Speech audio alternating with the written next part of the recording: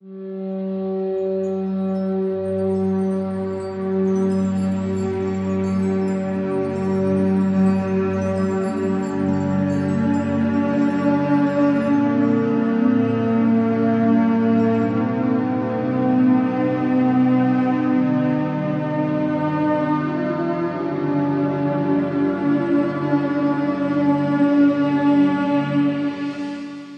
मूसा अलैहिस्सलाम जब 40 रातों के लिए गए तौरात लेने के लिए, और सिर्फ 40 रातें कौम की आंखों से गायब रहे, तो कौम ने क्या किया?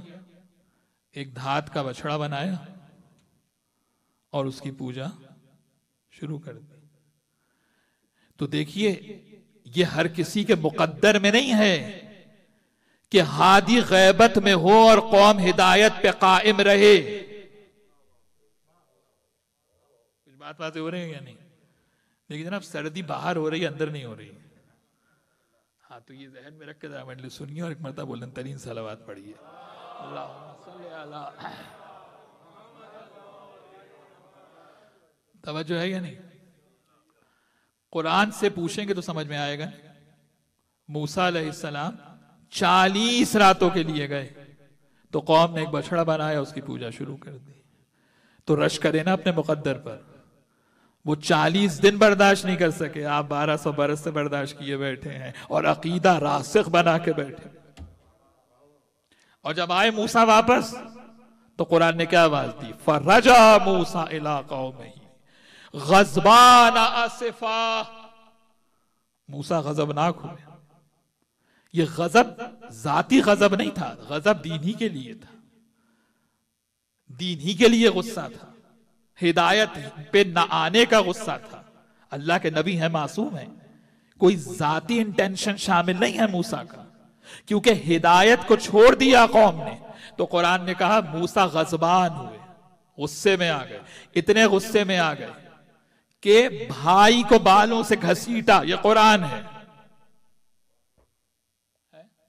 तवज्जो है या नहीं? तो यहां तो फर्क समझे ना कि इन मूसा में और मूसा बिन जाफर में फर्क क्या है। कलीमुल्लाह होते हुए कुरान ने कहा मूसा गजबान। वो मूसा जिससे गुस्सा छलक जाए, गुस्सा जाहिर हो जाए। आप जिस इमाम की मजलिस में बैठे हैं, वो है मूसा एक काजिम। बात वाज़ेह हो रही है या नहीं? देखिए, काजिम के क्या माना है? काजिम के माना है, अगर पानी की किसी मश्क को, किसी बोतल को, किसी उसको ऊपर तक आप भर दें और ऊपर से उसका तस्मा लेस बांध के उसे अच्छी तरह टाइट कर दें कि पानी अंदर रुक जाए, बाहर ना निकले, इसे काजिम कहते हैं, इसे कज़मा कहते हैं। तवज्जो है? यानी चाहे जितना गजब अंदर हो, उस गजब को जो जाहिर ना होने दे, रिज़ाए इलाही के लिए उस गजब को रोक ले। यानी कलीमुल्लाह होते हुए जो गजब को ना रोक सके, वो मूसा कलीमुल्लाह है। और रिज़ाए इलाही में जो आने वाले गुस्से और गजब को फना कर दे अल्लाह की रिजा के लिए, उस जात को मूसा बिन जाफर कहा जाता, कि जो फना हो जाए रिज़ाए इलाही के अंदर। तो अब काजिम का लक़ब फकत ये नहीं कि गुस्से को पी जाने वाला और बात आगे निकल गई, नहीं, रिज़ाए इलाही के लिए ए आले मोहम्मद तुम करते ही वो हो जो अल्लाह चाहता है, जो अल्लाह की रिजा है, जो अल्लाह का मंशा है, जो अल्लाह की मर्जी है, जो अपनी जात को फना कर देते हैं मर्जी इलाही के लिए। वो है जाते सरकार मूसा बिन जाफर। और उसके बाद जब काजिम है तो कमाले इस्मत वो है कि ये फकत अपनी हिदायत का इजहार नहीं करेंगे, बल्कि मुआशरे को बदल देंगे। तवज्जो है या नहीं है? हजरत यूसुफ अलैहिस्सलाम जब जुलेखा ने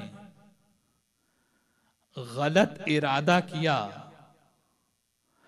और यूसुफ को कहा कि भाई जरा कमरे से, मेरे महल के हुजरे से जाके मेरा जेवर तो लेकर आना। अब गुलाम है ना यूसुफ, हुक्म की पाबंदी तो करना है, तामील तो करना है। जुलेखा मलका है। एक मर्तबा जो महल है उसकी लॉबी से चले जुलेखा के कमरे की तरफ। 8 से 10 दरवाजे हैं महल के, सहन से लेकर और जुलेखा के कमरे तक। एक एक दरवाजा खोलते गए, अंदर जाते गए। पीछे से जुलेखा आई, एक एक दरवाजे को बंद करती गई। उधर यूसुफ दरवाजा खोल के अंदर जा रहे हैं, पीछे से जुलेखा उस दरवाजे को बंद करती जा रही है। तो 10 दरवाजे बंद हुए। कुरान है, कुरान। अब उधर यूसुफ हैं और जुलेखा। अब कुरान ने कहा, अगर हम यूसुफ को अपनी आयत न दिखाते, जो है या नहीं, तो कोई तो था ना कि जिसने इशारा किया होगा, जिसने बताया होगा। और एक मर्तबा कुरान ने क्या कहा कि क्योंकि हमने अपनी आयत दिखा दी थी यूसुफ को, इसलिए यूसुफ बुराई के करीब नहीं गए। और एक मर्तबा जैसे यूसुफ बाहर निकले और ये कहते हुए निकले कि तुम्हारा जो मालिक है वो मेरा बादशाह है, तुम्हारा शौहर, तुम्हारा वाली जो है वो मेरा मालिक है, मैं उसका गुलाम हूं, मैं उसके साथ खयानत नहीं कर सकता। और जैसे ही यूसुफ अलैहिस्सलाम बाहर निकले तो अब अल्लाह के मौजज़े से खुद ब खुद दरवाजे खुलते गए और यूसुफ बाहर जाते गए। तवज्जो है या नहीं? तो ये है यूसुफ जो अपनी इस्मत को बचा के निकल गए। हारून रशीद ने यह कहा कि भाई कैद खाने में एक हसीन कनीज को भेजा जाए तो फिर पता चले कि इम्तिहान क्या है?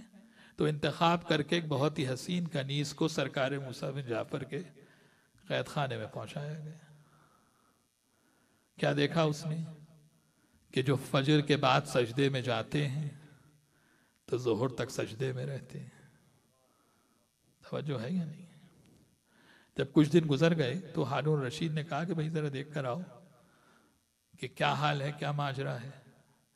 अब जब गया गुलाम तो जाके क्या देखता है कि इमाम सजदे में है और उधर वो कनीज जो है वो इबादत इलाही में मशगूल है। अब यहां देखिए कि यूसुफ कहां है और आपके इमाम कहां है। देखिए, जुलेखा को बदला नहीं था यूसुफ ने, सिर्फ अपनी इस्मत को बचाया था।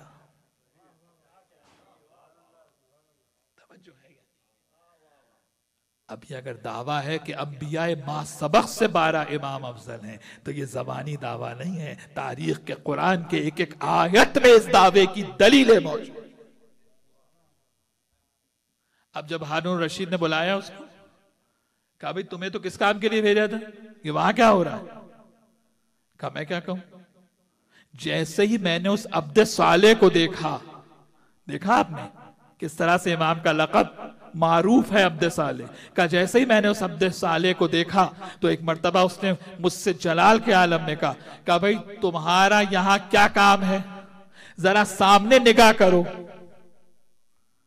जैसे ही मैंने सामने निगाह की तो मैंने देखा कि हसीनो जमील हूरे हैं, आहा हा हा हा हा, और जनाब जन्नत के दस्तरखान सजे हुए हैं।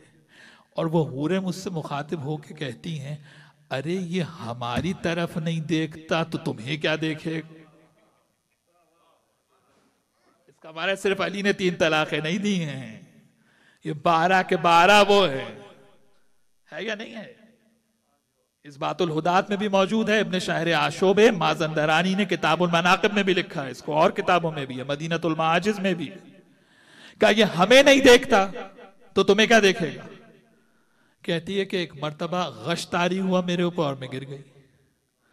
तो हारून रशीद कहता है, अरे तुम्हारे ऊपर भी जादू हो गया है इनका, इसी तरह से आले मोहम्मद जादू किया करते हैं। कहा नहीं, जादू नहीं हुआ, मैंने सोते में कुछ नहीं देखा है, जो देखा है वो बेदारी में देखा है, जो देखा है वो जागते में देखा है। तो आप देखिए ये फर्क है कि जो अपनी इस्मत को बचा के निकल जाए वो नबी यूसुफ है, जो सामने वाले की मासियत को, गुनाह को तकवे में बदल दे, उसे मूसी काजिम कहा जाए।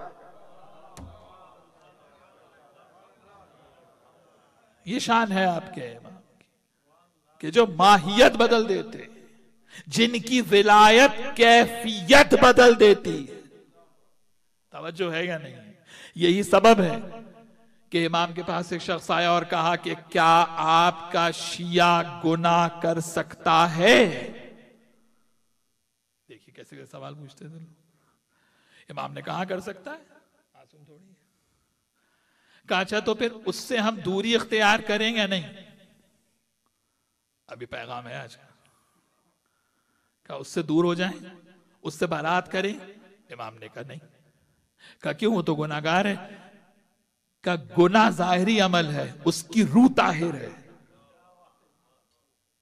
देखिए इमाम के जुमले हैं, उसकी रूह ताहिर है। कहा अगर गुनाह करेगा तो नादिम भी होगा, क्योंकि जिसके दिल में हमारी विलायत होती है वो गुनाह करने के बावजूद भी गुनाह को पसंद नहीं करता है, गुनाह पे नादिम रहता है। कहा क्योंकि उसकी रूह ताहिर है। कहा रूह कैसे ताहिर है? इमाम ने कहा क्योंकि हमारी विलायत उसके दिल में है। अब इमाम फरमाते हैं उसके अमल को बुरा कहो, उसकी जात को बुरा ना कहो। अगर जात को बुरा कहोगे तो बात हमारी विलायत पर आएगी। मुझे नहीं पता आप क्या समझ रहे हैं। तो अब ये जितने टाइटल्स मोमिनीन को जो आपस में दिए जा रहे हैं, इमाम इससे खुश हैं या राजी हैं जनाब? तवज्जो है या नहीं है? अगर कहीं इस्लाह की जरूरत है तो उसकी बुराई की इस्लाह करें, क्योंकि मोमिन के दिल में अली की विलायत है। और ये मैं पहले अर्ज कर चुका हूं आपसे, छठे इमाम की रिवायत है और सहीउल सनद रिवायत है। सरकार इमाम अली रिजा सलवातुल्लाह अलैह,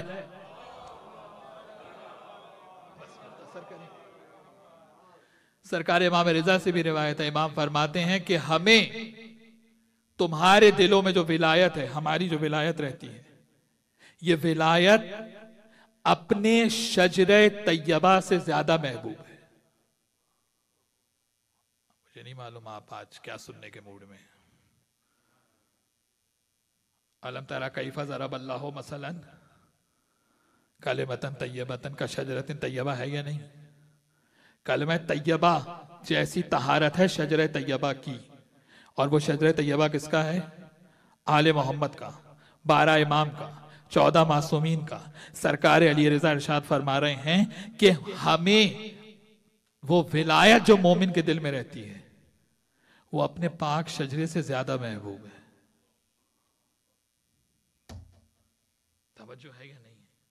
तो आप मुझे बताइए, जो उस विलायत की कदर न करे, जो उस विलायत की बेहतरामी करे, जो उस विलायत को कमतर जाने, जो उस विलायत को सुबुक जाने, तो इमाम को राजी कर रहा है या नाराज कर रहा है?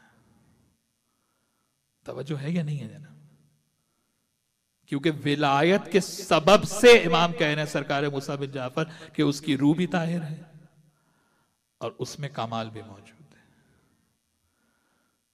तो अब इमाम का लक़ब क्या है जनाब? काज़िब। इमाम का कमाल क्या है कि जो माहियत को बदल देते हैं, जो इंसान की जात को बदल देते हैं। शर्त यह है कि सिद्क़े दिल से दरवाजे पर आए, मारिफत के साथ आए, दिल में मोहब्बत लेकर आए, दिल में अकीदत लेकर आए। और जहां सरकार बाबुल हवाइज हैं वहीं पर सरकार मूसा बिन जाफर का दौर वो दौर है कि जहां हर तरफ से इस्लामी अफकार और इस्लामी अकायद को खराब किया जा रहा था। और जिसे आप कहते हैं कि एक इल्मी जिहाद है सरकार मूसा बिन जाफर। देखिए, ये जितने चारों जो मुकाबले पर फिका लेकर आए, हम्बली, शाफई, मालिकी और हनफी, ये चारों के चारों जो इमाम है ना, इमाम फिका जो हैं, ये सब के सब सरकार मूसा बिन जाफर के जमाने में मौजूद है। यानी अबू हनीफा ने भी सरकार मूसा बिन जाफर का दौर देखा है, शाफई ने भी देखा है। यानी शाफई तकरीबन कोई 30, 35, 30 और 33 ईयर्स के होंगे जब सरकार मूसा बिन जाफर की शहादत है। इसी तरह से इमाम अहमद इब्न हम्बल तकरीबन 19 या 20, 19 और 20 ईयर उनका सिन होगा कि जब सरकार मूसा बिन जाफर की शहादत है। यानी चारों के चारों ये आइम्मा जो मुकाबले पर आ रहे हैं, ये सरकार मूसा बिन जाफर के जमाने में मौजूद हैं कि जो अपनी फिका बनाकर इमाम मूसा काजिम के मुकाबले पर आए। तो क्या उस जमाने में इन चारों के चारों इमामों में से कोई एक भी ये जुर्रत कर सकता था जो हदीस को नकल करे इस तरह से कि मैं रिवायत कर रहा हूं अपने जद से, वो रिवायत करते हैं उनके जद से, वो रिवायत करते हैं उनके जद से? कोई हक रखता है इस बात की कि सरकार मूसा बिन जाफर जब रिवायत को नकल करेंगे तो कहेंगे समय तो अन जद्दी, समय तो अन अभी, मैंने सुना अपने वालिद से, उन्होंने सुना उनके वालिद से, उन्होंने सुना उनके वालिद से।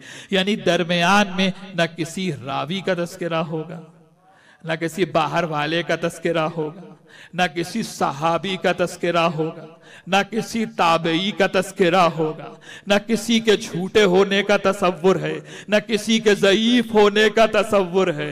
यानी इल्म रिजाल की बहस ही नहीं होती जहां सिलसिले इस्मत से रिवायत को नकल किया गया, सिलसिले इस्मत से सरकार मूसा बिन जाफर रिवायत को नकल कर रहे हैं। तो पहला इल्मी कारनामा जो सरकार मूसा बिन जाफर का है वो क्या है कि जितने भी झूठे अकायद फिका में शामिल किए जा रहे थे उन सब का एक ही वक्त में मुकाबला किया। और सिर्फ मुकाबला ऐसे नहीं बल्कि कैदो बंद की सऊबतें भी हैं और इल्मी जिहाद भी है।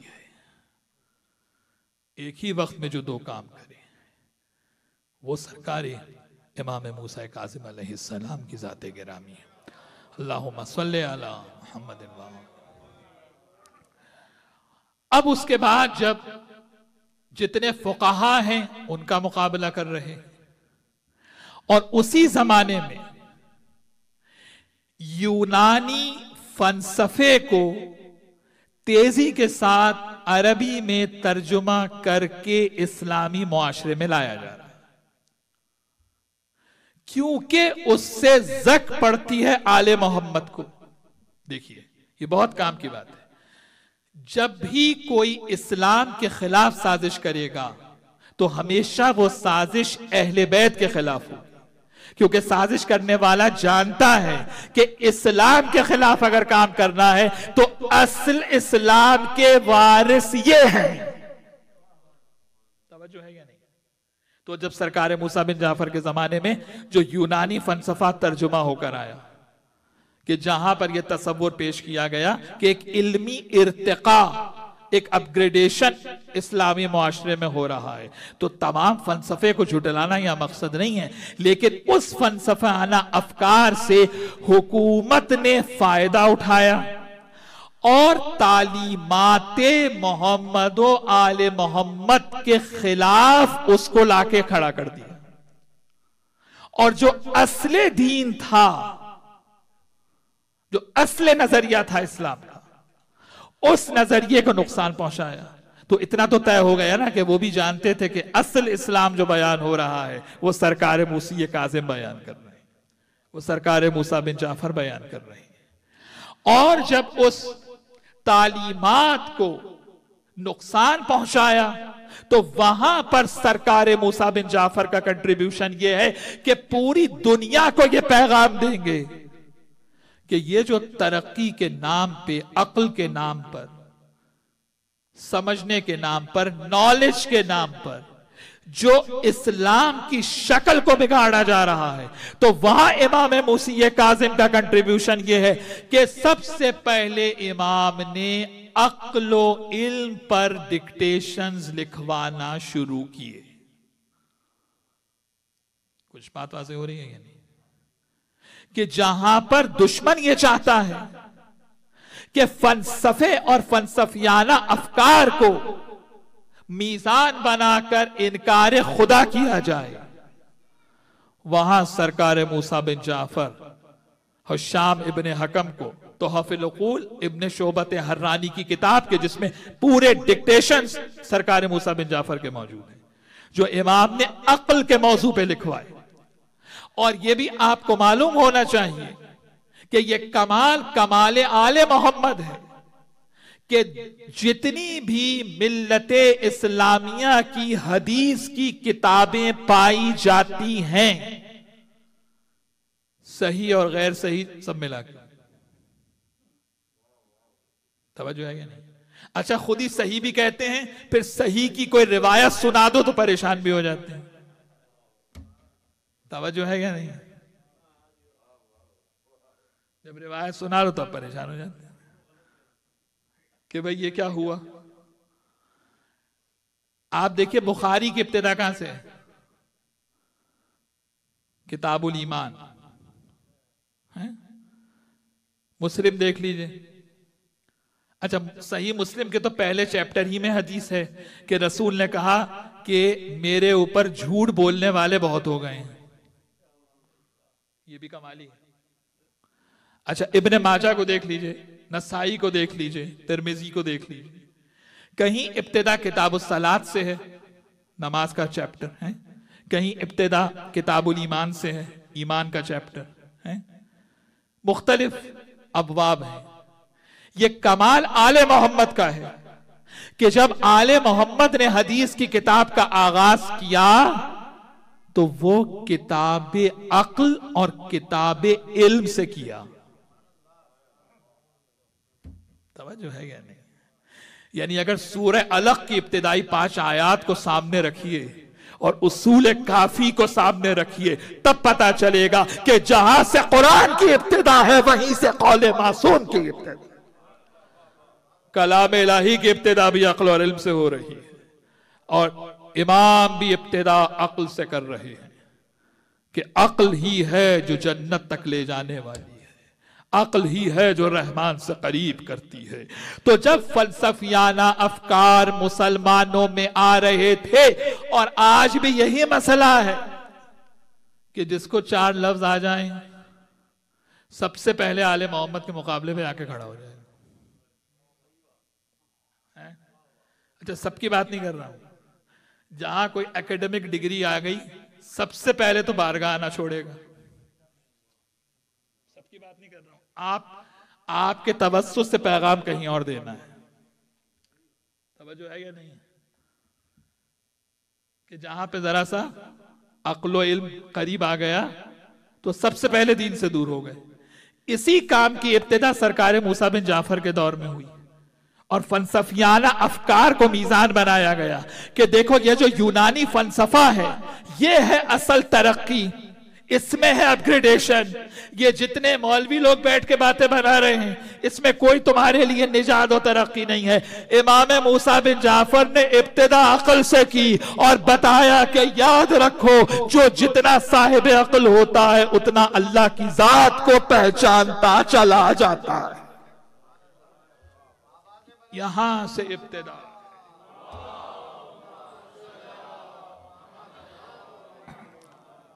जहां पर बात नॉलेज की है, विजडम की है, रीजनिंग की है, रिफ्लेक्शन की है, इंटेलेक्ट की है, और उसी जमाने में सूफिया के अफकार भी शामिल हुए। तवज्जो है या नहीं? आज भी तो ऐसा ही है कि खानकाहों में बैठ के अल्लाहू करने वालों को मुकद्दस समझा जाता है और साहिब इल्म को दुनियादार समझा जाता है। देखिए किस तरह से इस्लाम की शक्ल को बिगाड़ा गया। इमाम मूसी कासिम ने क्या बताया कि देखो इब्तिदा अक्ल से, इब्तिदा इल्म से, जितना साहिब अक्ल बनते चले जाओगे उतना अल्लाह से करीब होते चले जाओगे। सरकार मूसा बिन जाफर ने बताया कि याद रखो अक्ल के अलावा तो अल्लाह की इबादत हो ही नहीं सकती। यहां से इब्तिदा है इमाम के डिक्टेशंस की। तो वो सूफिया जो अपने अफकार लेके मुकाबले पर आए और इस्लाम की शक्ल को बिगाड़ना शुरू किया, और आज तक ऐसा है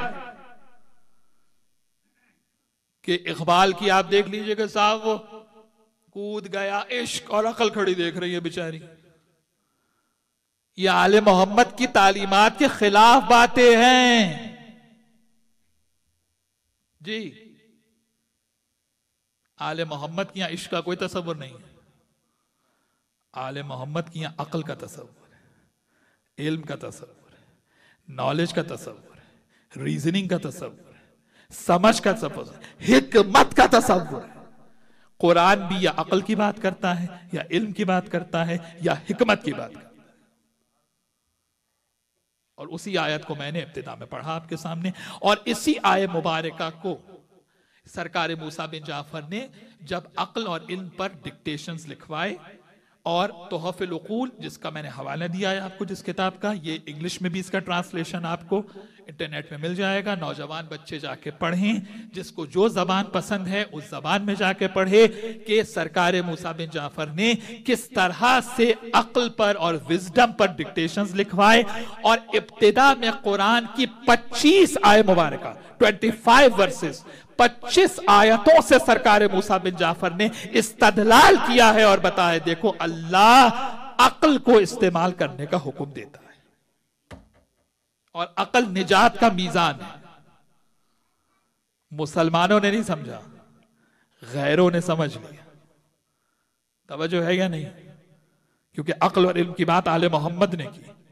जहां सूरह मुबारका जुमर से सरकार मूसा बिन जाफर ने आगाज किया, फबश्शिर इबादिल्लज़ीना यस्तमिऊनल क़ौला फयत्तबिऊना अहसना, खुशखबरी है उनके लिए जो कौल को सुनते हैं, हर बात पर अमल नहीं करते, उसमें से जो बेस्ट होती है उस पर अमल करते हैं।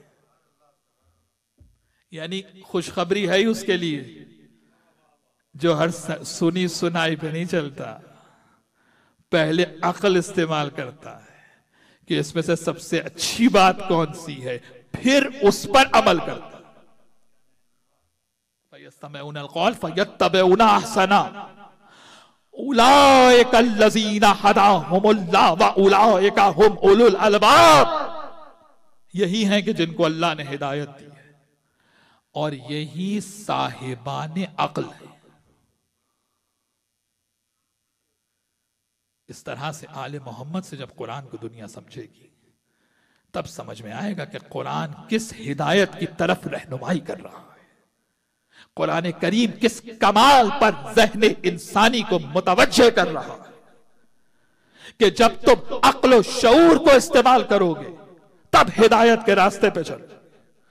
और उसके बाद सरकार मूसा बिन जाफर कहते हैं याद रखो इंसान की अक्ल कामिल नहीं होती जब तक उसमें 10 खुसूसियात ना हो। देखिए दुनिया अक्लमंद समझती है कि साहब जो चालाक है वो बड़ा अक्लमंद है, साहब बड़े ज़हीन है। देखिए सरकार मूसा बिन जाफर कह रहे हैं कि देखो अक्लमंद में 10 सिफात होना चाहिए, बस वक्त मेरा हो रहा है का 10 सिफात होना चाहिए। ये 10 सिफात जिसमें हैं, ये क्वालिटीज जिसमें हैं, वो आकिल है और अक्ल का नतीजा इल्म है और इल्म का नतीजा हिकमत है और जितनी तरक्की है वो हिकमत की वजह से है। तवज्जो है या नहीं है? इसका माना अगर ये 10 खुसूसियात ना हो जो सरकार मूसा काज़िम बता रहे हैं पहली सिफत क्या है? का अक्लमंद वो होता है कि जिसके शर से दूसरे महफूज हों। तवज्जो है या नहीं है? दुनिया क्या समझती है? इमाम अक्ल को किस मयार पे समझा रहे हैं? का देखो, अक्लमंद उसे कहते हैं दूसरे जिसके शर से महफूज हो। दूसरी सिफत का अक्लमंद वो होता है जो अपने आप को ऐसा बनाए कि दूसरे उससे खैर की तवक्का करें, बुराई की तवक्को ना करें। तवज्जो है या नहीं? यानी जो हमें जानता हो, जब तसव्वुर आए जहन में तो ये तसव्वुर ना आए कि ये कोई नुकसान पहुंचाएंगे, बल्कि जैसे ही तसव्वुर आए आपका हमारा, तो दूसरा ये सोचे कि हाँ साहब बहुत अच्छे आदमी हैं। इसीलिए देखिए, बात चीजें जो हम ज़रबुल मसल मुहावरे आम जबान में इस्तेमाल करते हैं, उसके पीछे बैक पे कौले मासूम होता है। कहते हैं ना, खैर की तवक्का करना। मासूम का कौल पीछे खड़ा है। का अक्लमंद वो है कि जो अपने माल को जाया ना करे, इजाफी माल को जरूरतमंदों में तकसीम कर दे। तवज्जो है मीज़म साहब? अक्लमंद की तारीफ समझ में आ रही है? चौथी सिफत, फजूल गुफ्तगू से परहेज करे। तवज्जो है या नहीं? अच्छा, इस पे अगर अमल कर लें तो शिया कौम के तो 90% मसले हल हो जाएंगे। हैं? सारे मसले है ही फजूल गुफ्तगू की वजह से। तवज्जो है या नहीं? तो फजूल गुफ्तगू से परहेज करें। इमाम कहते हैं कि पांचवी सिफत अक्लमंद की यह है कि अगर चाहते हो कि आकिल बनो तो कम खाओ। इसीलिए खाने की क्वालिटीज दुश्मनाने अहले बैत में मिलेंगी आपको।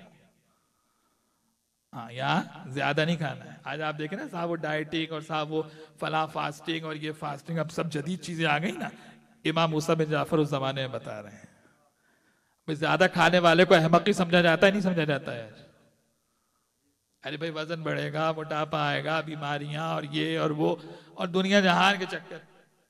तो आज इतनी तरक्की के बाद दुनिया को समझ में आ रहा है। सरकार मूसा बिन जाफर उस वक्त बता रहे हैं कि देखो, अगर अकल रखते हो, अक्लमंद हो, तो कम खाओ, ज्यादा खाने की जरूरत नहीं है। अच्छा, मोमिन वैसे भी ज्यादा नहीं खाता है। अच्छा जनाब, छठी सिफत क्या है अक्लमंद की? बस सुनते जाइए, 10 सिफतें जल्दी जल्दी मैं गिनवा दूं ताकि आज की मजलिस का हासिल सरकार मूसा बिन जाफर की तालीमात का हासिल हमें मिल जाए। इमाम ने कहा छठी सिफत यह है, हर चीज से सैर हो जाए, इल्म से कभी सैर ना हो। हर चीज से उसकी भूख और प्यास खत्म हो जाए, इल्म से भूख खत्म ना हो। और ये इल्म से मुराद कोई दीन का इल्म नहीं है।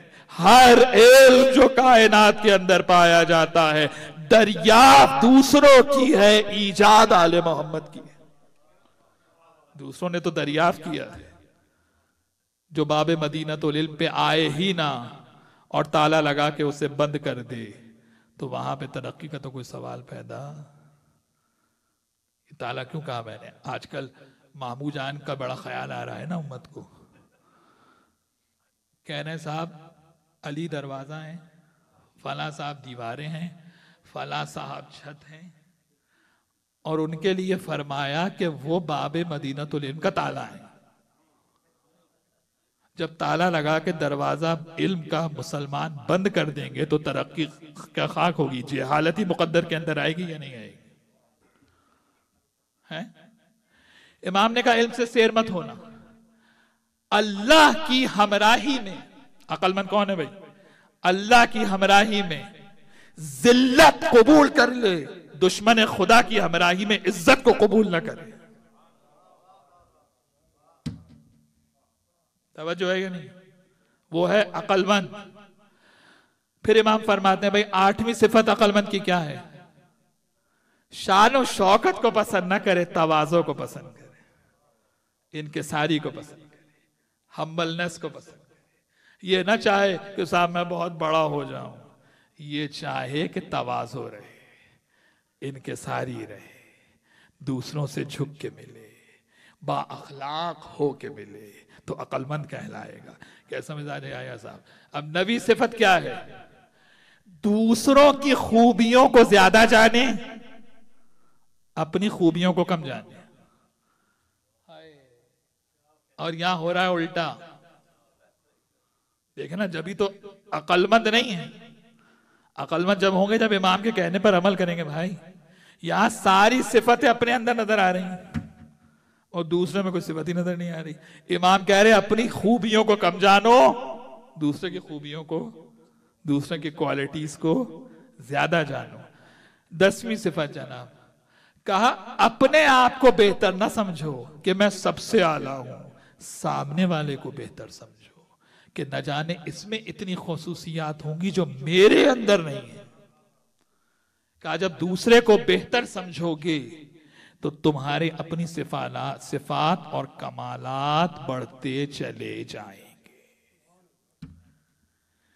तो ये है सरकार मूसा बिन जाफर की जिंदगी का पूरा, जो मैंने आपके सामने खुलासा पेश किया कि अफकारे बातिल से जब नफ्स आजमा हुए, वहां से शुरू किया और खत्म किया अक्ल पर, इल्म पर। का अक्ल और इल्म से करीब हो जाओ तो तुम्हारी दुनिया और आखिरत कामयाब है। यह है आले मोहम्मद का दर्स। यही सबब है कि हमारी यहां खानकाहें नहीं बनती, इंस्टीट्यूशन बनता है, दर्सगाह बनती है, तालीमी इदारा बनता है, मदरसा बनता है। जहां पर खानकाहें बनती हैं वहां पर इल्म नहीं होता है।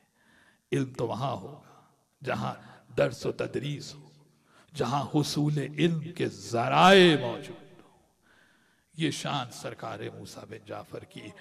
और आखिर के अंदर कि जब इमाम पर सैयद इब्ने ताऊस ने जब दुरूद भेजा है, सलावात भेजी है, तो इस तरीके से कलाम का आगाज किया कि सलाम हो उस मजलूम इमाम पर कि जिसकी हड्डियां जंजीरों की वजह से रेजा रेजा हो गई।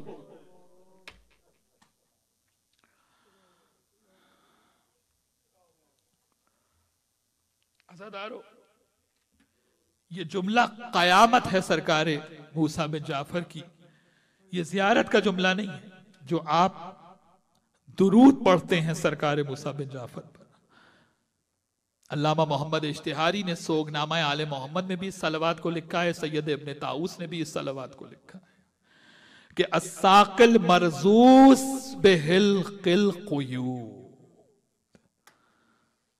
का मौला आप पर सलाम व सलावात है कि जो कैद खाने में रहे। एक मर्तबा मैंने आपको अर्ज करूं, आयतुल्लाह वहीद खुरासानी का एक मैंने खिताब सुना सरकार मूसा बिन जाफर पर।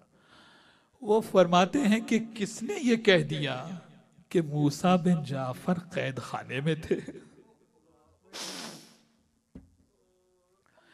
देखिए आज मासूमा कुम को पुरसा देना है, सरकार इमाम रिजा को पुरसा देना।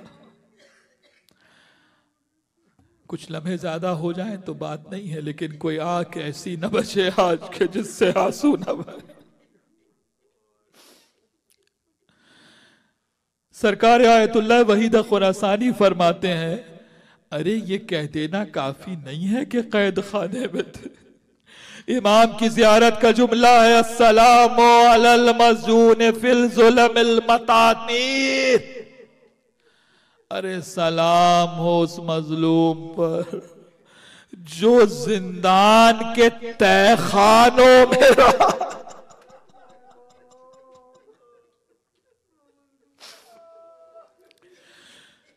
ये जुमला सिर्फ इमाम मूसा बिन जाफर की जियारत है। देखिए, मैंने कोशिश की कि लफ्ज मतामीर का मैं अंग्रेजी जबान में कोई लफ्ज निकालूं तो मैं निकाल नहीं सका। वहां लिखा है बेसमेंट, नहीं बेसमेंट नहीं, वो तहखाना के जहां ना हवा का गुजर है ना रोशनी का गुजर है। सिंधी बिन शाहक मलून जो बुग़्ज़े अहले बैत में, अदावत अहले बैत में मशहूर था, कहता है तुम्हारे इमाम को ऐसे कैद खाने में, ऐसे तहखाने में रखा है, जब खड़े होते हैं ना तो खड़े नहीं हो पाते, रुकू की हालत में खड़े।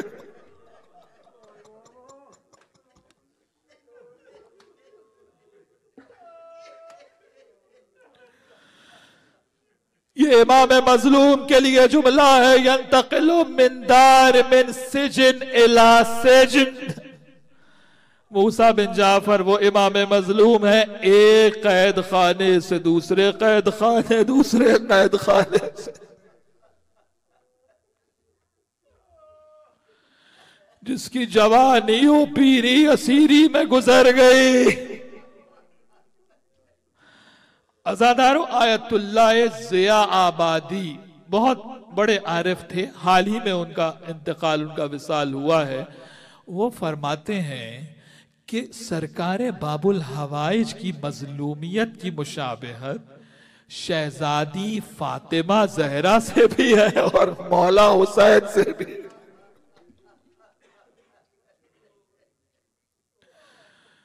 कहते हैं मजलूमियत में अपनी जद्दा के साथ भी मुशाबहत है और अपने जद मौला हुसैन से भी मुशाबहत है।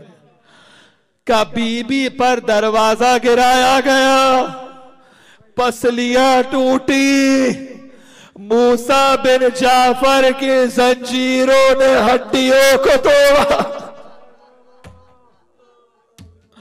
और इन टूटी हुई हड्डियों से फजर के बाद जो सजदा शुरू होता है तो जोहर तक सजदा। अज़ादारों, एक मर्तबा जब इमाम का एक चाहने वाला, शिया नहीं था, इमाम का चाहने वाला था, कहता है फर्जंदे रसूल आपको मैं अपने घर ले जाना चाहता हूं। इमाम ने कहा नहीं, मैं नहीं चाहता मेरी वजह से तेरी जिंदगी में मुश्किलात पैदा हो। देखिए, शिया नहीं था, इमाम से मोहब्बत रखता था, रसूल का फर्जंद है, उस पर इतने जुल्म हो रहे हैं। बार बार वहां निगहबानों से कहता था अरे इस सैयद की खता क्या है। एक मर्तबा इमाम से कहता है मैंने उसको निगहबान को पैसे दे दिए हैं, उजरत दे दी है, आपको मैं अपने घर लेके जाना चाहता हूं। अज़ादारों, पहले से उसने अपने घर वालों को, ज़ौजा को, सबको कहा खूब अच्छा इंतजाम करो, आज रसूल का बेटा हमारे घर।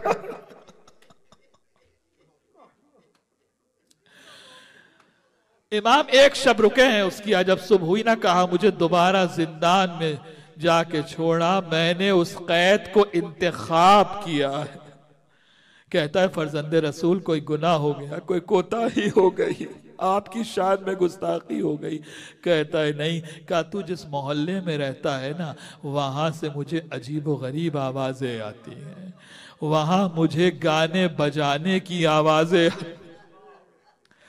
अब मैं इससे ज्यादा जुमला नहीं कहना चाहता, मुझे नहीं पता कौन क्या कर रहा है और क्या पढ़ रहा है, बस ये कहूंगा इमाम ने कहा कि जिस जगह तू रहता है मुझे अतराफ से गाने बजाने की आवाजें आती, मैं इस आजादी को पसंद नहीं करता कि मेरे कानों में ये आवाजें आए, उस कैद खाने को पसंद।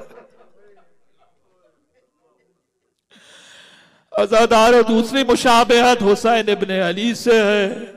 कहा जितनी ज़रबे मौला हुसैन को रोज़े आशूर लगी, उतनी ज़रबे रोजाना 7 बरस तक कैद खाने में भूसिए का।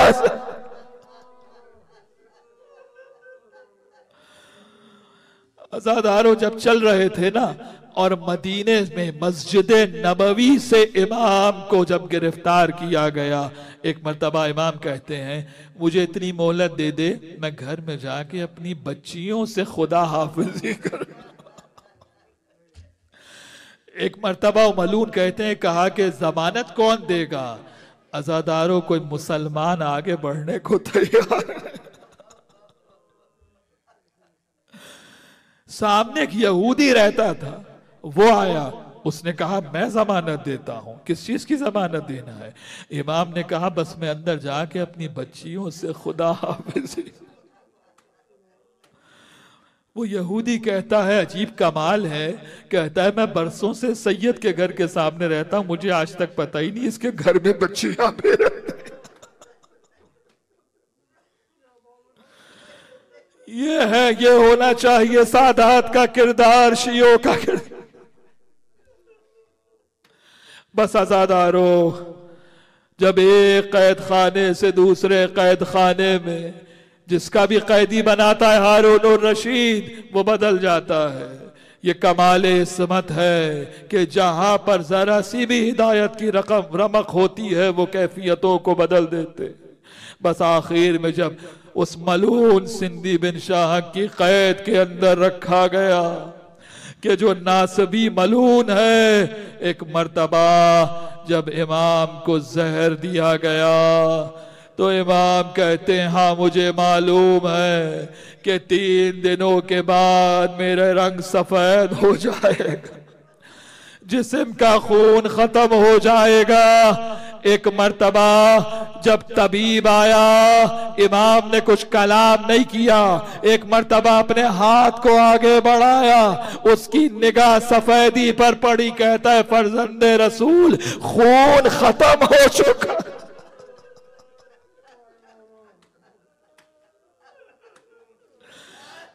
एक मर्तबा सरकार मुसीह काज़िम ने निगाह की मदीने की तरफ, अरे उसे मुखातिब किया जो सुन रहा था।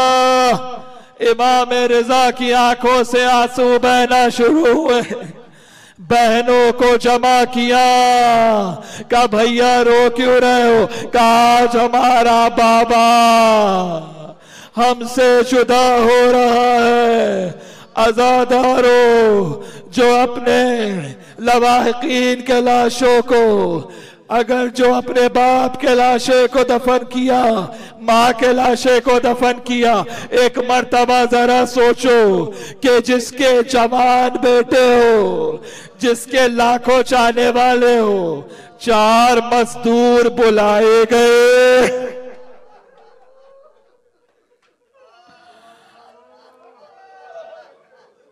और चौथा शख्स जो बुलाया गया उसको ज्यादा पैसे दिए गए कि आगे आगे ऐलान करता जा हाज़िल इमामुर रफ़ज़ा।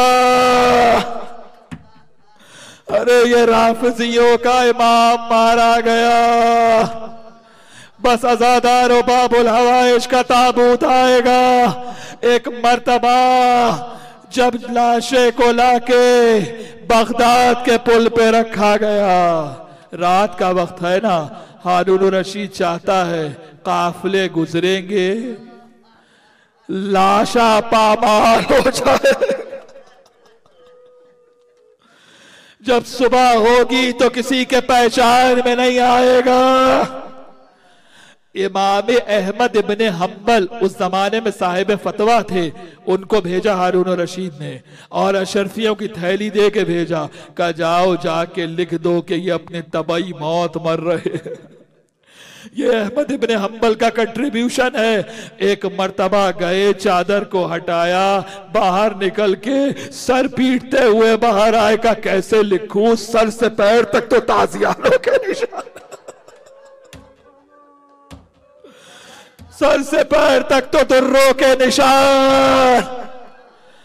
अज़ादारों, काफिले पहुंचे, सवारियां रुकी, अरे लोगों ने उतर के देखना शुरू किया, अरे ये किसका लाशा पड़ा है? जो सवारियां आगे नहीं बढ़ती। एक मर्तबा देखने वालों ने देखा एक नूरानी चेहरा, एक मर्तबा का, अरे मैं तुम्हारा इमाम अली रिजा। अज़ादारों, मैं कहूंगा मौला, पुले बगदाद पे लाके लाशा रखा गया कि सवारियां गुजर जाए, लाशा पामाल हो जाए। आपकी मजलूमियत आपकी जद्दा से भी मुशाबहत है, मौला हुसैन से भी मुशाबहत है, लेकिन ये एक मजलूमियत जो सिर्फ मेरे मौला हुसैन की है कि लाशा 3 दिन तक पड़ा रहा लेकिन पामाल नहीं हुआ। मैं कहूंगा मासूम को आपको बड़ा खलक है ना कि परदेश में बाबा मारे गए, लेकिन आपने बाबा का लाशा पामाल होते हुए नहीं देखा। अरे जरा चलिए करबला, नन्ही सकीना लाशे पर घोड़े दौड़े, सकीना के दामन में आग। बाबा बाबा मेरी आवाज सुनो तो जवाब दो। इलैया इलैया या बुनैया, बेटी सकीना, मातम हुसैन।